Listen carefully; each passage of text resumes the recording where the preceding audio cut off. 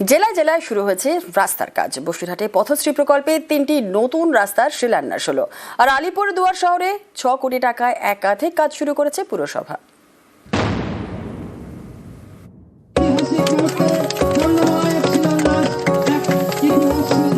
বসিরহাট দক্ষিণ বিধানসভা কেন্দ্রের নিমদারিয়া কোদালিয়া পঞ্চায়েত এলাকা। এখানে 3টি নতুন ঢালাই রাস্তার কাজ শুরু হয়েছে।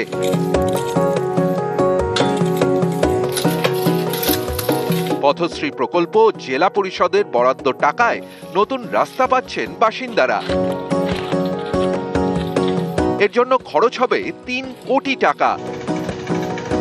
স্থানীয়দের দাবি, নতুন রাস্তা তৈরি হলে প্রতিদিনের যাতায়াত আরো সহজ হবে। পড়ুয়া থেকে রোগী কারোরই গন্তব্যে পৌঁছতে দেরি হবে না।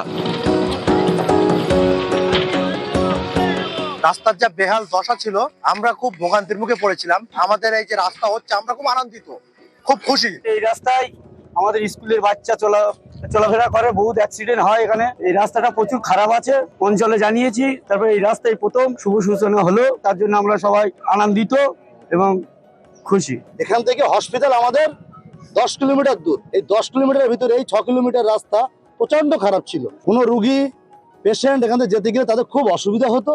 সেই জায়গায় দাঁড়িয়ে মুখ্যমন্ত্রী মমতা ব্যানার্জি যে রাস্তাটা উপহার দিয়েছে, তার কাছে আমরা চিরকৃতজ্ঞ। পথশ্রী প্রকল্পে বসিরহাট পাচ্ছে 3টি নতুন রাস্তা।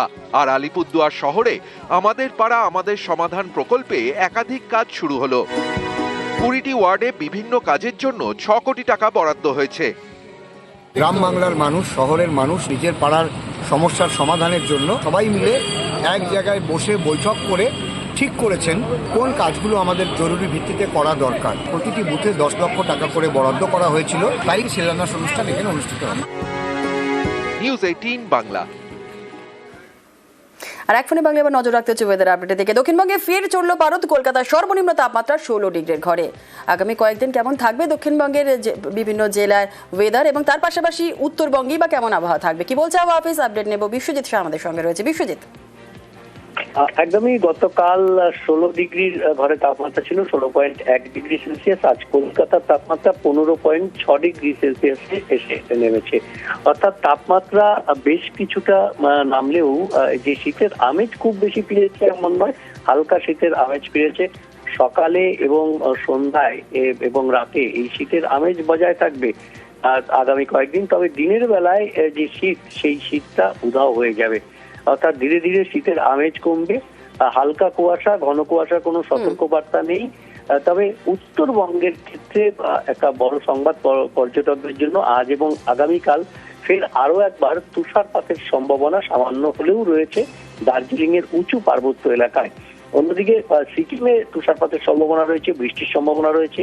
দার্জিলিং এও বৃষ্টি হতে পারে, হালকা বৃষ্টির সম্ভাবনা কয়েক দফায়। এবং আজ এবং আগামীকাল বৃষ্টির সম্ভাবনা থাকছে কালিম্পং, আলিপুরদুয়ার এবং জলপাইগুড়ি। অর্থাৎ উপরের দিকের জেলাগুলিতে একটু আবহাওয়ার পরিবর্তন হবে, বাকি জেলায় আবহাওয়ার সেই রকম পরিবর্তন নেই, ঘন কুয়াশারও সতর্কবার্তা নেই উত্তরবঙ্গে। বেশ, ধন্যবাদ। আর এদিকে একটা আপনাদের ছবি দেখাবো। সোনমার্গে ভয়াবহ তুষার ঝড়।